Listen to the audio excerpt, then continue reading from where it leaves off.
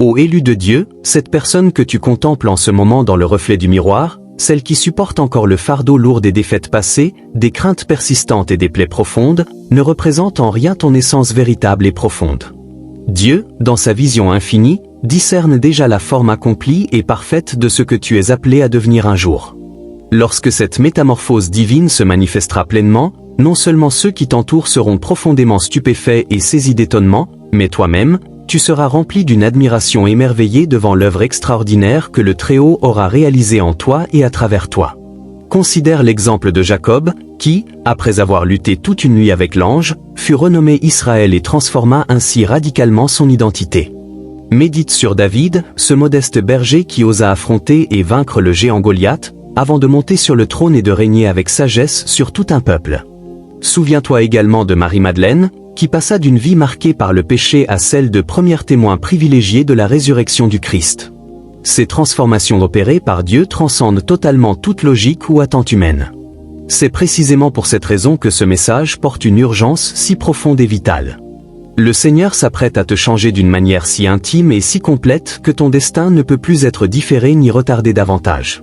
Avant que nous poursuivions plus loin, je t'invite à t'abonner afin de ne manquer aucune des révélations que Dieu désire te communiquer.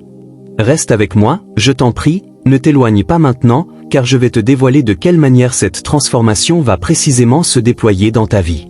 Je vais t'expliquer pourquoi Dieu a choisi ce moment précis et ce que cela implique concrètement pour l'avenir qu'il a préparé pour toi.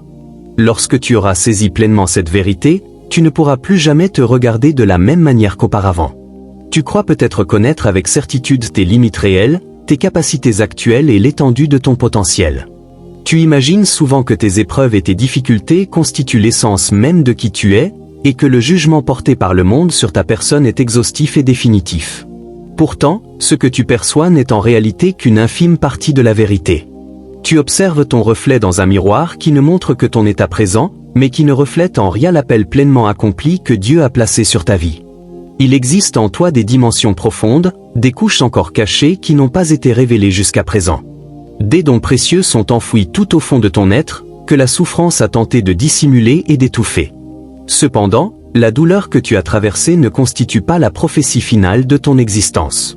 Le ciel continue d'écrire ton histoire avec soin, et l'Esprit de Dieu te murmure doucement, « Mon enfant bien-aimé, ce que tu vois en ce moment n'est qu'une simple graine. Ce que j'ai déjà préparé pour toi, c'est une moisson abondante et glorieuse. » Ta situation actuelle ne définit en rien ton identité ultime et éternelle. De la même façon qu'une chenille est incapable d'imaginer qu'elle pourra un jour voler librement dans les airs, beaucoup de personnes autour de toi ne discernent pas les ailes magnifiques que Dieu est en train de faire croître secrètement en toi. Cette terre où tu as été comme enseveli ne représentait pas une tombe définitive, mais bien une serre protectrice et fertile. Dieu ne t'a pas placé dans ces circonstances pour te détruire ou t'anéantir, mais pour te permettre de grandir en profondeur et en force. Le silence prolongé, la pression intense, l'isolement apparent, tout cela faisait partie intégrante de ta préparation divine et nécessaire. Pense à une graine ordinaire. Lorsque tu la déposes dans la terre, elle paraît inerte, minuscule et insignifiante. Pourtant, au cœur même de cette graine se trouve déjà un arbre majestueux, des fruits abondants et un avenir prometteur. La graine elle-même ne peut même pas concevoir les hauteurs impressionnantes qu'elle atteindra un jour. Il en va exactement de même pour toi. Dieu a déposé en toi un ADN spirituel unique qui renferme des nations entières, des missions divines, des miracles extraordinaires et des témoignages puissants. La graine ne ressemble en rien à l'arbre qu'elle deviendra, mais elle contient néanmoins tout son potentiel immense. C'est la raison pour laquelle Dieu a veillé avec tant de soin à protéger ton processus de croissance. Même lorsque cela ressemblait à un retard inexplicable ou à un refus apparent, la parole le confirme clairement dans 1 Jean 3, versets 2 à 3, je corrige la référence approximative du texte original. Bien-aimés, nous sommes maintenant enfants de Dieu, et ce que nous serons n'a pas encore été manifesté. Mais nous savons que, lorsqu'il sera manifesté, nous serons semblables à lui, parce que nous le verrons tel qu'il est. Cela signifie que ton image complète et finale n'a pas encore été pleinement révélée. Le ciel la contemple déjà dans sa perfection, mais tu n'y es pas encore entré totalement. Et lorsque Dieu décidera enfin de manifester ce qu'il a déposé en toi depuis toujours, même toi, tu seras profondément stupéfait devant la personne extraordinaire que tu seras devenu. Ce qui émergera de toi réduira au silence toutes les voix qui ont exprimé du doute à ton sujet, y compris la tienne propre. Ô élu, permets-moi de te poser cette question sincère. As-tu déjà regardé en arrière sur ton passé en te disant, avec étonnement, que tu n'arrives pas à croire avoir survécu à de telles épreuves? Cela, à lui seul, démontre que Dieu te transforme progressivement, étape par étape, avec une précision divine. Ta survie n'a jamais été le fruit du hasard, elle était stratégiquement orchestrée par le Seigneur. La douleur que tu as supportée n'a pas été vaine ni inutile. Les effondrements que tu as vécus ont constitué le berceau même de tes futures percées. Si l'ancienne version de toi pouvait contempler celle qui est en train d'émerger aujourd'hui, même toi, tu serais rempli d'un émerveillement profond. Dieu opère dans l'ombre et le secret, remodelant patiemment ce qui était brisé pour en faire quelque chose de solide et d'inébranlable. Mais voici une vérité encore plus profonde et libératrice. La transformation qui s'annonce sera si radicale et si complète que ton propre reflet te causera un choc salutaire. La version de toi qui approche n'est pas simplement une amélioration de l'ancienne, c'est une toute nouvelle création. Ce qui te brisait autrefois va désormais contribuer à te construire solidement. Ce qui te rendait faible va maintenant témoigner avec puissance de la force incomparable de Dieu. La peur qui te paralysait jadis va devenir le carburant même de ton avancement. Celui qui cherchait désespérément des réponses va bientôt devenir la voix qui apportera des réponses claires et libératrices aux autres. Tu avances vers une version de toi-même qui a été forgée dans le feu des épreuves et qui est née avec un but précis et divin. Celui qui pleurait pour trouver le sommeil va bientôt rire d'une joie profonde et indicible. Celui qui se sentait invisible et insignifiant va bientôt se tenir avec assurance devant des rois et des leaders, et non plus devant des personnes ordinaires. Comme le déclare Proverbe 22h29, l'homme habile dans son ouvrage se tiendra devant des rois. Celui qui se sentait indigne va bientôt marcher revêtu d'une confiance qui vient directement de Dieu. La honte qui te recouvrait autrefois sera remplacée par une gloire éclatante. Le silence oppressant qui t'entourait sera brisé par une déclaration prophétique puissante. Dieu ne se contente pas de changer ta situation extérieure, il transforme profondément ton identité dans l'esprit.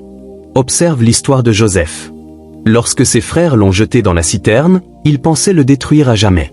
Mais des années plus tard, quand la famine les conduisit en Égypte, ils se retrouvèrent face à un dirigeant puissant qu'ils ne reconnaissaient même pas, Joseph lui-même, celui qu'ils avaient trahi.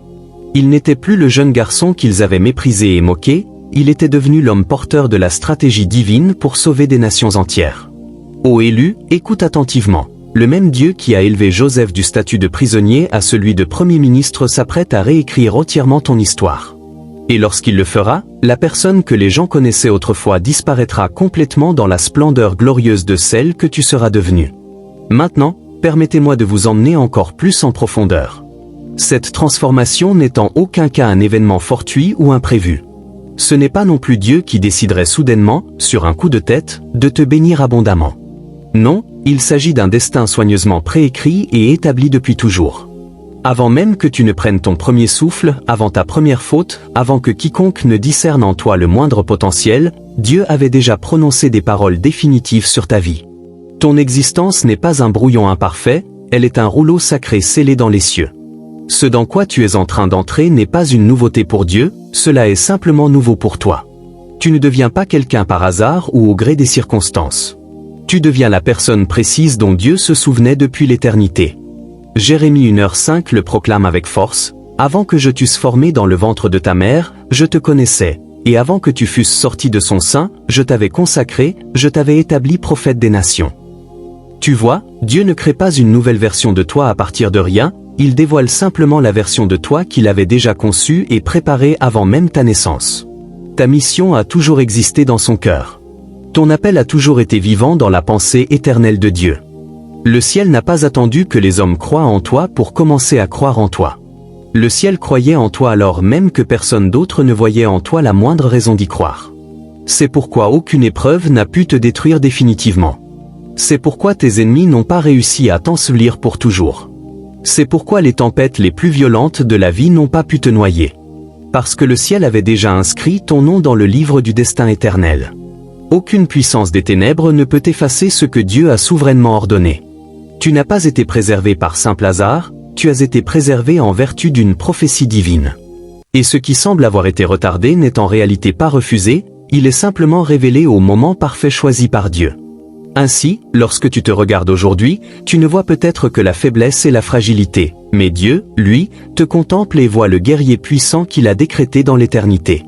Tu vois peut-être la peur qui t'habite, mais Dieu discerne la voie audacieuse qu'il a préparée pour ébranler les nations. Tu vois peut-être des cicatrices douloureuses, mais Dieu y voit des témoignages vivants qui délivreront ceux qui sont captifs. Ce que tu considères comme des décombres irrécupérables, Dieu le perçoit comme du matériau divin précieux pour bâtir un héritage inébranlable. Le ciel ne fait pas des suppositions sur ton avenir, il attend simplement que tu rejoignes ce qui a déjà été écrit depuis toujours. La transformation divine n'est jamais instantanée ni brutale. Une chenille ne se réveille pas papillon du jour au lendemain. Elle doit d'abord entrer dans le cocon, cet espace sombre, caché et inconfortable où elle est complètement décomposée avant de pouvoir enfin prendre son envol. Cette décomposition apparente n'est pas la mort, c'est une reconception profonde. C'est la dissolution nécessaire de ce que tu étais afin que Dieu puisse manifester qui tu es réellement destiné à être. L'ancienne structure doit se dissoudre entièrement pour permettre à la nouvelle créature d'émerger dans toute sa beauté. Cela n'est pas une punition, c'est une préparation sacrée. Ce que tu nommes effondrement est en vérité le plan divin de ta percée décisive.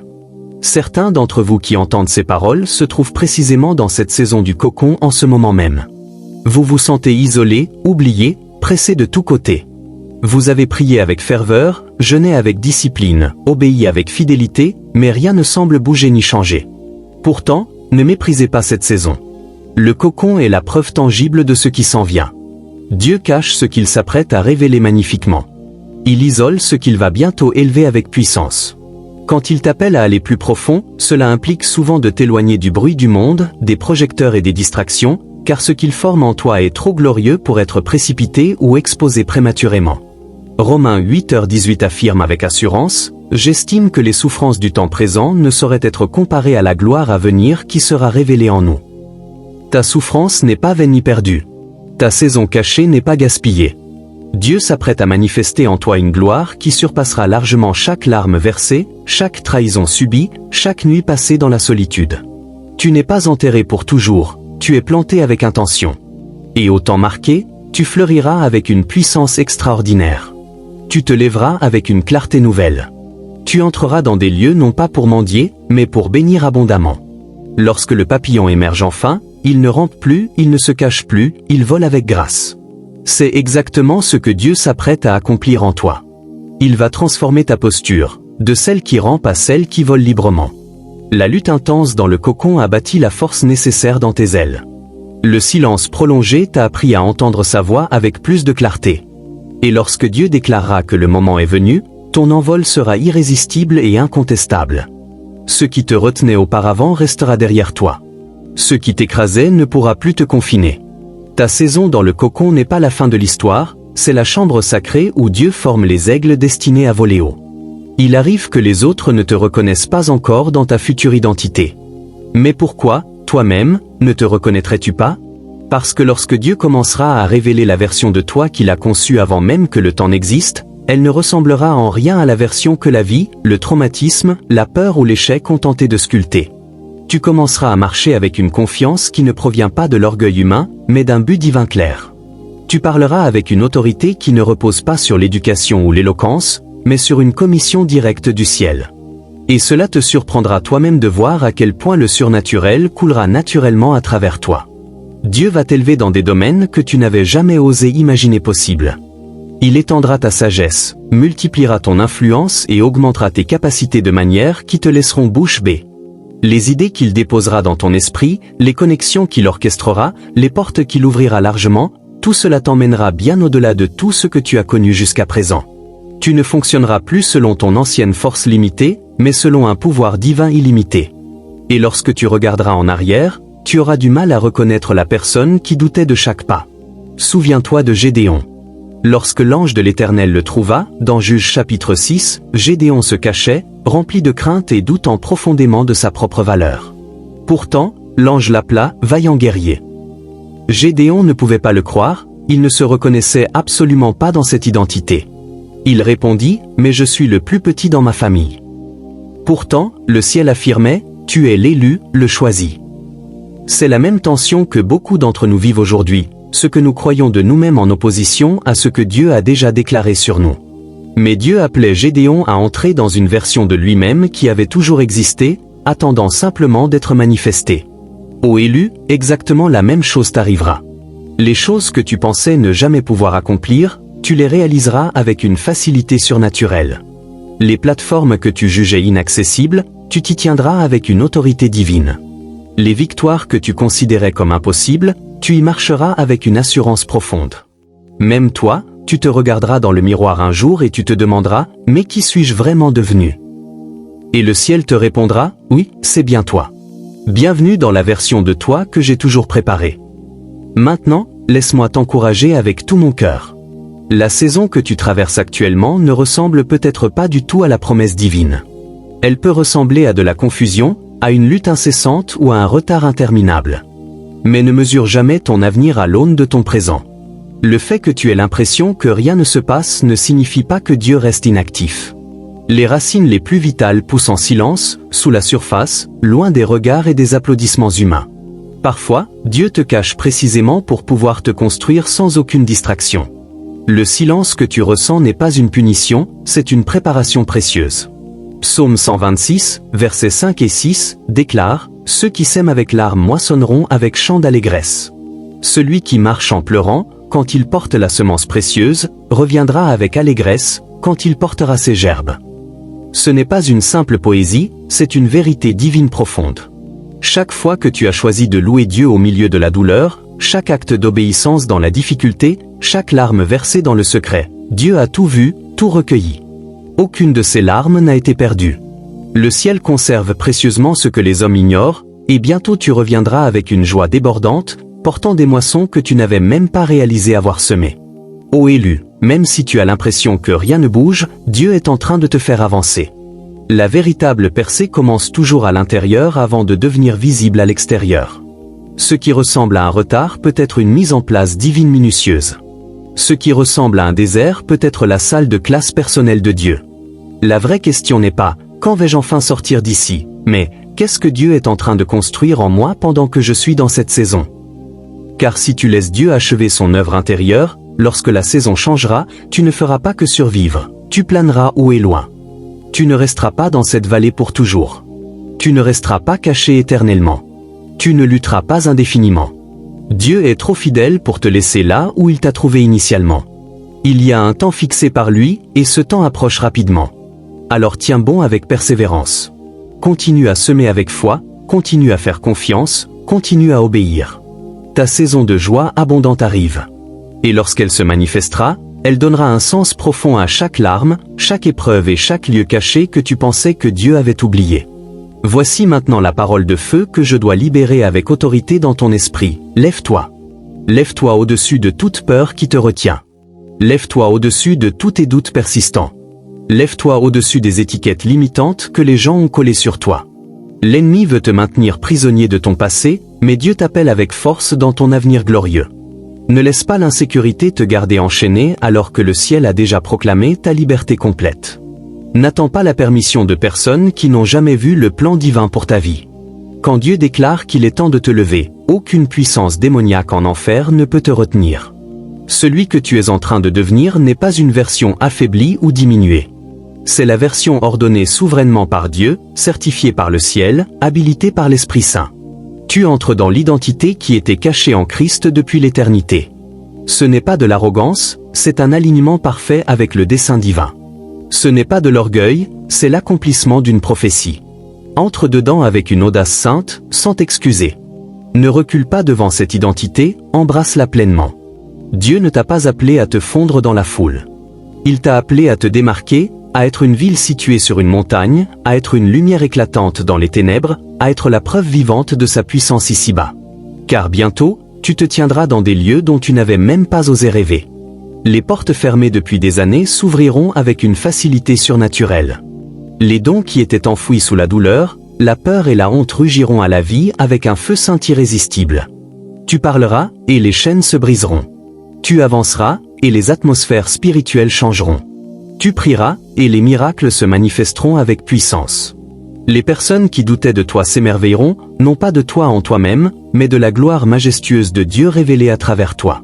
Et lorsque tu te tiendras dans cette gloire, lorsque tu entreras pleinement dans cette nouvelle identité, lorsque même toi tu auras du mal à te reconnaître, souviens-toi toujours de ceci, c'était le plan éternel de Dieu depuis le commencement.